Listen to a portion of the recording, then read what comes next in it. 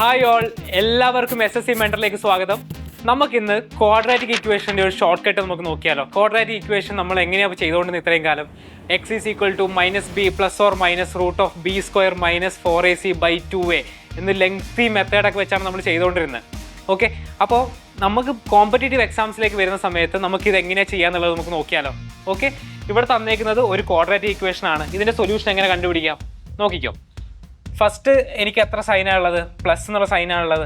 ഇത് പ്ലസ് ആയതുകൊണ്ട് തന്നെ ഞാൻ നേരെ ഓപ്പോസിറ്റ് ആയിട്ടുള്ള സൈൻ എഴുതി. പ്ലസ് ആയതുകൊണ്ട് ഞാൻ നേരെ മൈനസ് എഴുതി. ഇനി ഇവിടെ പ്ലസ് ആയതുകൊണ്ട് ഈ രണ്ടാമത്തെ സൈന് പ്ലസ് ആയതുകൊണ്ട് ഈ സൈനിൻ്റെ ഓപ്പോസിറ്റ് ഞാൻ എഴുതി.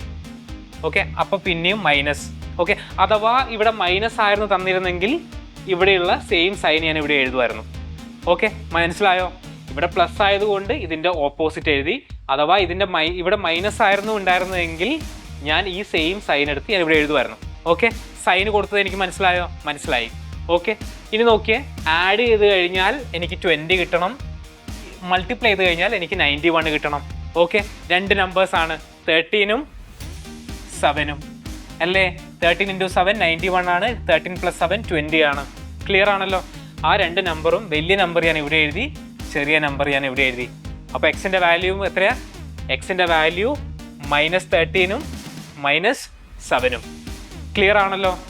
ഓക്കെ, കഴിഞ്ഞ പ്രോബ്ലം നിങ്ങൾക്ക് മനസ്സിലായെന്ന് വിചാരിക്കണു. അങ്ങനെയാണെങ്കിൽ ഈ ഒരു പ്രോബ്ലം ചെയ്ത് നോക്കി. ഇത് സെയിം പ്രോബ്ലം ആണ്. ഈ ഒരു പ്രോബ്ലം ചെയ്തിട്ട് എക്സിൻ്റെ വാല്യൂ കമൻറ്റ് ചെയ്തേ.